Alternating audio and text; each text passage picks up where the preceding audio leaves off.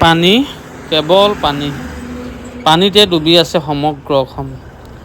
মৰমৰ অসমী মাতৃৰ কান্দোন। কোনোদিনেই পানীৰ পৰিৱেশ নোপোৱা নুশুনা ঠাইত এতিয়া ঘৰ বাৰী আনকি আপোনজনকো হেৰুৱাবলগীয়া হ'ল।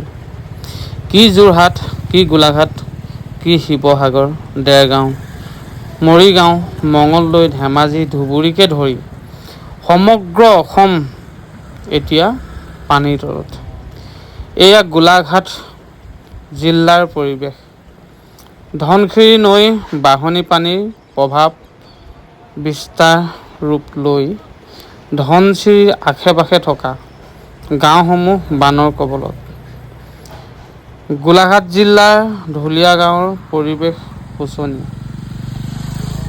গোলাঘাট জিলাৰ ধনশিৰি নৈ কাষৰীয়া অঞ্চলসমূহ গাঁওসমূহ এতিয়া পানীৰ তলত। প্ৰকৃতিৰ ৰুদ্ৰৰূপ বাধা দিব কোনে? কি কাৰণত এনেধৰণৰ ইখনৰ পাছত আন এখন জিলা বানৰ কবলত? কি কম?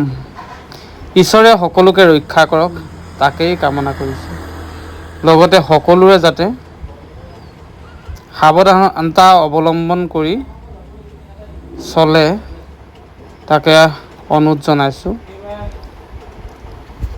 দৈগুং গোলাঘাটৰ যি দুইখনি দলং তাৰ ওপৰত উঠি মই এটাকে চিন্তা কৰিছোঁ, যিহেতু দুয়োখন নদীয়ে ইতিমধ্যে পানী ভৰি আছে, গতিকে তাৰ আশে-পাশে থকা অঞ্চলসমূহৰ কি হ'ব পাৰে। এয়া ধনশিৰি নৈ বাঢ়নী পানী ঢুলীয়া গাঁৱৰ পৰিৱেশ। একেবাৰে ৰাস্তাৰ কাষলৈকে পানী দেখিছে, এটা বিস্তৃত অঞ্চল। তেতিয়াহ'লে তাৰ মাজত যিখিনি মানুহ বসবাস কৰিছিলে তেওঁলোকৰ অৱস্থা কি হ'ব? এয়া ঢুলীয়া গাঁৱৰ পৰিৱেশ। গতিকে সকলো ৰাইজে, নদীকাষৰীয়া ৰাইজে যাতে সাৱধানতা অৱলম্বন কৰে তাকে কামনা কৰিছোঁ। আৰু এইবাৰ জল দেৱতাই কাকো নমনা হৈছে।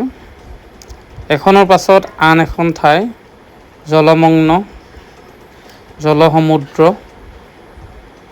গতিকে যাতে সকলোৱে সাৱধানে থাকে, সুস্থ থাকে তাকে কামনা কৰিছোঁ।